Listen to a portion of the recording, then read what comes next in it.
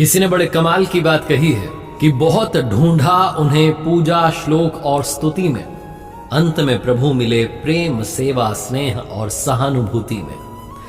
नमस्ते दोस्तों, मैं हूं आरजे कार्तिक। एक ऐसे राजा की कहानी जिसका कोई बेटा नहीं था, कोई पुत्र नहीं था। वो बहुत परेशान था। अंत में उसे किसी ने कहा कि आप तांत्रिकों के पास जाइए, उनके पास में उपाय होते हैं। तो तांत्रिकों के पास में गया राजा। उन्होंने कहा कि आपको एक छोटे बच्चे की बलि देनी होगी, उसके बाद आपको पुत्र प्राप्ति हो जाएगी। राजा को उपाय समझ में आ गया। पुराने जमाने की कहानी, उस जमाने में ये सब प्रथाएं चला करती थी। राजा ने पूरे राज्य में ढिंडोरा पिटवा दिया कि कोई भी एक छोटा बच्चा राजा को ला करके दे सकता है। जो भी ला करके देगा उसके परिवार को बदले में मनचाहा धन मिलेगा, बहुत सारा पैसा दिया जाएगा।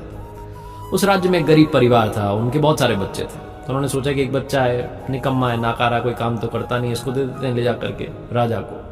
हमारे किसी काम का नहीं है, बलि अगर इसकी चढ़ भी जाएगी, अगर ये मर भी गया तो हमें कोई फर्क नहीं पड़ेगा, बदले में बहुत सारा पैसा मिलेगा।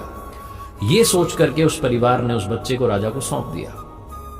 तांत्रिक आ गए, राजा को बुलाया गया, बच्चे को बुलाया गया, सारी तैयारी की गई बलि चढ़ाने की। राजा ने उस बच्चे से पूछा कि बेटा आपकी कोई आखिरी इच्छा है?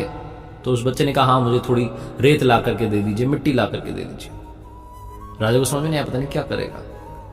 इच्छा पूरी की गई, रेत लाई गई, मिट्टी लाई गई। उस बच्चे ने उस रेत मिट्टी को मिला करके 4 छोटे छोटे महल बना दिए, और महल बनाने के बाद एक के बाद एक उसने 3 महल तोड़ दिए। चौथा वाला जो था उस महल के सामने वो हाथ जोड़ करके बैठ गया, प्रार्थना करने लगा। और उसके बाद जब उसने प्रार्थना पूरी की तो उसने कहा ठीक है, बलि चढ़ा दो। तांत्रिक चौंक गए, राजा डर गया कि ये क्या कर रहा है। तांत्रिकों को लगा पता नहीं कौन सी विधि कर दी। राजा ने पूछा कि आपने क्या किया? उस बच्चे ने कहा कि कुछ भी नहीं, बस 3 महल थे वो तोड़ दिए, चौथे वाले में प्रार्थना की। राजा ने पूछा कि थोड़ा बताओ, समझ नहीं पाए। तो बच्चे ने कहा कि पहला महल जो बनाया मैंने अपने माता पिता का था।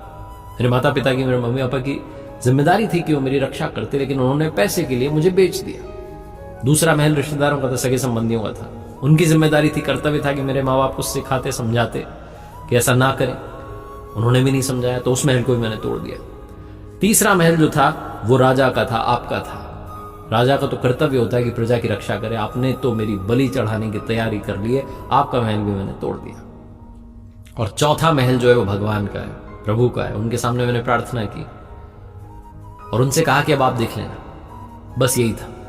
राजा ने जब ये जवाब सुना तो अंदर तक हिल गया, चौंक गया, डर गया। उसे लगा कि पता नहीं इस छोटे बच्चे की बलि देने के बाद भी मुझे पुत्र प्राप्ति होगी कि नहीं होगी। राजा जो था वो इतना घबरा गया कि उसके मन का विचार बदल गया।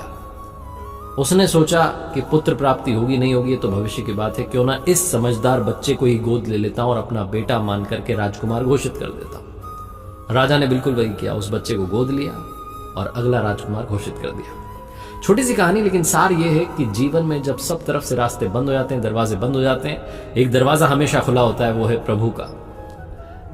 वो कभी भी किसी का भी अहित नहीं सोचते हैं। बस उन पर विश्वास रखना शुरू कीजिए, स्नेह के साथ उनकी श्रद्धा के साथ आराधना करना शुरू कीजिए और आपस में प्यार बांटते चलिए, सहानुभूति बनाए रखिए। एक बार फिर से वही बात जो अक्सर आपसे कहता हूं, ऊपर वाले के आशीर्वाद, अपनी मेहनत और अपनों के प्यार के साथ कर दिखाओ कुछ ऐसा कि दुनिया करना चाहे आपके जैसा।